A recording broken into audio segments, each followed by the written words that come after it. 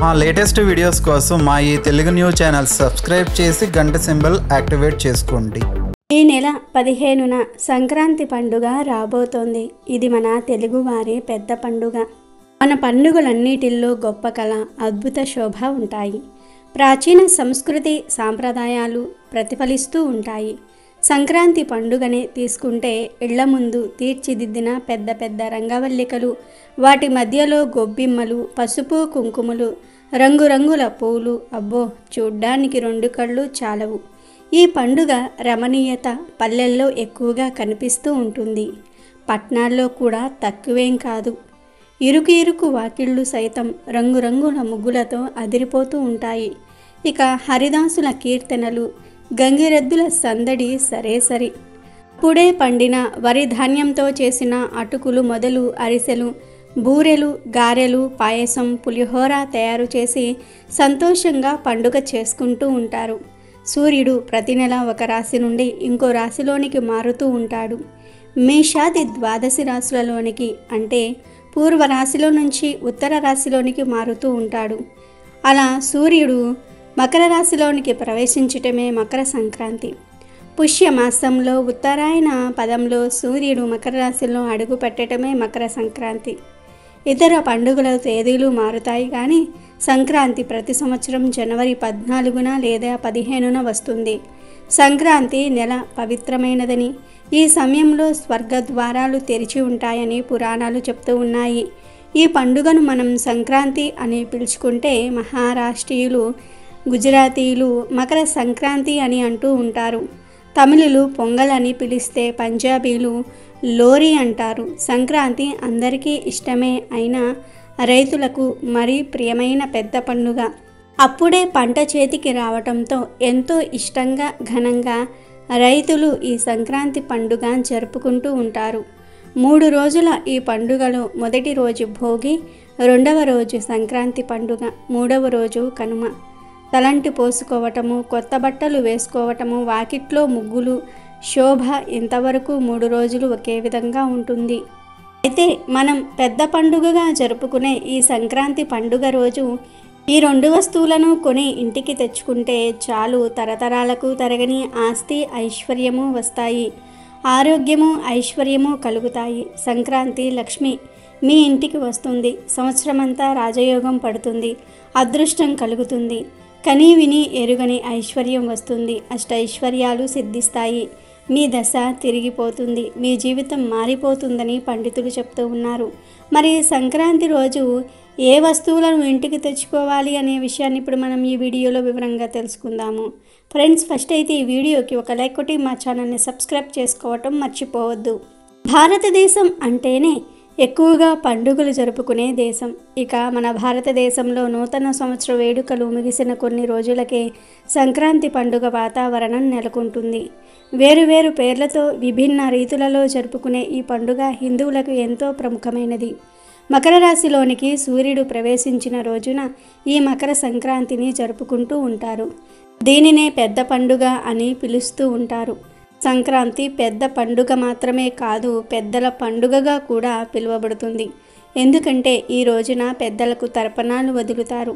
ఈ మకర సంక్రమణం రోజు ఉత్తరాయణం రావటం వల్ల ఈ రోజు పితృతర్పణం విడిస్తే పెద్దలకు స్వర్గప్రాప్తి కలుగుతుందని శాస్త్రవచనము. ప్రతి సంక్రమణానికి పితృతర్పణాలు ఇవ్వాలి. కానీ మిగిలిన 11 సంక్రమణాలకు ఇవ్వకపోయినా మకర సంక్రమణానికి మాత్రం తప్పకుండా పితృతర్పణాలు వదలాలి. ఈరోజు గాలిపటాలు కూడా ఎగరేస్తారు. గాలిపటం యొక్క దారం లాంటిది జీవితం. ప్రతి మనిషికి ఆత్మ నిగ్రహం అవసరం. అది లేకపోతే జీవితంలో ఎన్నో సమస్యల్ని కొని తెచ్చుకోవాల్సి వస్తుంది. సన్నని దారంతో ఆకాశంలో ఎగిరే గాలిపటాన్ని అదుపులో పెట్టగలిగినట్లు మనల్ని మనం అదుపులో పెట్టుకోవాలని చెప్తుంది గాలిపటం. ఒడుపుగా లాగితే తెగిపోతుంది, వదలకుండా పట్టుకుంటే ఎగరలేదు. ఈ రెండింటినీ సమన్వయం చేసుకుంటూ ఆడిస్తేనే గాలిపటమైన జీవితమైన ముందుకు వెళ్తుంది. అయితే చేతిలో దారం ఉంది కదా అని ఎంత దూరమైనా గాలిపటాన్ని వదలలేము. ఏదో ఒక సమయంలో మళ్ళీ చుట్టి గుప్పెట్లోకి తీసుకురావాల్సిందే. ఈ గుప్పెడు అనేది భగవంతుల్లాంటిది. మనం ఎంత ఎత్తుకు ఎదిగినా భగవంతుని చేతిలోనే ఉన్నామన్న సంగతిని మర్చిపోకూడదు. అనేదానికి ఇది సూచన. గాలిపటానికి ఎన్ని రంగులు ఉన్నా, ఎంత పొడవు తోక పెట్టుకున్నా, ఎవరింటి మీద వాలిన దారం చుట్టక తప్పదు. అదే సూత్రం మనిషికి వర్తిస్తుంది. సంక్రాంతి రోజున శివుడు, విష్ణువు, లక్ష్మీదేవిని కూడా పూజించాలి. దేవతలకు నువ్వులు, బెల్లం, పాలు, తాజా వరి కోతతో చేసిన అన్నం సమర్పించటం ద్వారా వారి ఆశీర్వాదం పొందవచ్చు. నువ్వులు, బెల్లము లడ్డూలను తయారు చేయటం, దేవతలకు సమర్పించటం ఈ పండుగ సందర్భంగా పాటించే ముఖ్యమైన ఆచారాలలో ఒకటి. ఈ రోజున ఎవరైనా సన్యాసి మీ ఇంటికి వస్తే అతన్ని ఖాళీ చేతులతో వెళ్ళనివ్వవద్దు. వారికి ఏదో ఒకటి దానం చేస్తే మీకు మంచి జరుగుతుంది. అలాగే ఈ మకర సంక్రాంతి రోజున చెట్లను కానీ మొక్కలను కానీ నరకకూడదు. ఎందుకంటే మకర సంక్రాంతి పండుగ ముఖ్య ఉద్దేశం ప్రకృతిని ప్రార్థించి గౌరవించటం గనుక ఈరోజు చెట్లను నరకకూడదు. ఇంకా చెప్పుకోవాలంటే ఈరోజు ఇతరులను బాధపెట్టే లేదా ప్రకృతికి హాని కలిగించే పనులు ఏవీ కూడా చేయకూడదు. ఇక ఈ సంక్రాంతి పండుగ రోజు 1-2 ప్రత్యేక వస్తువులను కొని ఇంటికి తెచ్చుకుంటే తరతరాలకు తరగని ఐశ్వర్యం వస్తుందని, లక్ష్మీదేవి అనుగ్రహం కలుగుతుందని పండితులు చెప్తూ ఉన్నారు. ఆ వస్తువులలో మొదటిది చెరకు. ఈ విషయం అందరికీ తెలిసే ఉంటుంది. సంక్రాంతి రోజు చెరుకు గడలు కొని ఇంటికి తెచ్చుకుంటే చాలా మంచిది, శుభం జరుగుతుంది. మన పూర్వకాలంలో సంక్రాంతి రోజు తప్పనిసరిగా చెరుకు గడలు కొని ఇంటికి తెచ్చుకునేవారు. అలా తెచ్చుకోవటం వలన సంక్రాంతి లక్ష్మి ఇంటికి వస్తుంది, సంవత్సరమంతా ఇంట్లో శుభాలు జరుగుతాయి.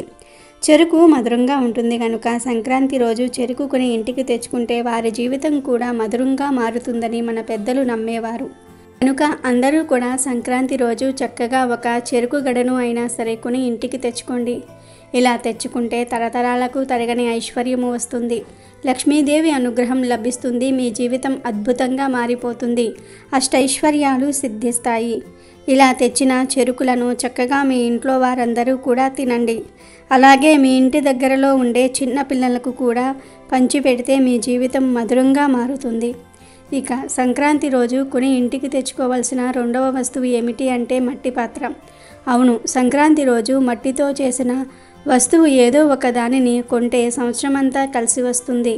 అంటే మట్టి మూకుడు కానీ, మట్టితో చేసిన బౌల్స్ కానీ, లేదా మట్టి పొయ్యి లాంటివి కానీ ఈరోజు కొంటే లక్ష్మీదేవి అనుగ్రహం లభిస్తుంది. కనుక మట్టి వస్తువులు కొనాలి అనుకునేవారు సంక్రాంతి రోజు కొన్నారంటే అపార ఐశ్వర్య యోగాన్ని పొందుతారు, సకల ఐశ్వర్యాలు సిద్ధిస్తాయి. ఈ 2 కాక సంక్రాంతి రోజు చీపురును కొంటే చాలా మంచిదని శాస్త్రాలలో చెప్పారు. సంక్రాంతి రోజు చీపురు కొంటే తరతరాలకు తరగని ఐశ్వర్యం వస్తుందని, సంవత్సరమంతా లక్ష్మీదేవి అనుగ్రహం మీ ఇంటి మీద ఉంటుందని శాస్త్రాలలో ఉంది. ఇలా సంక్రాంతి రోజు కొన్న చీపురుతో ఇల్లు క్లీన్ చేసుకోవచ్చు.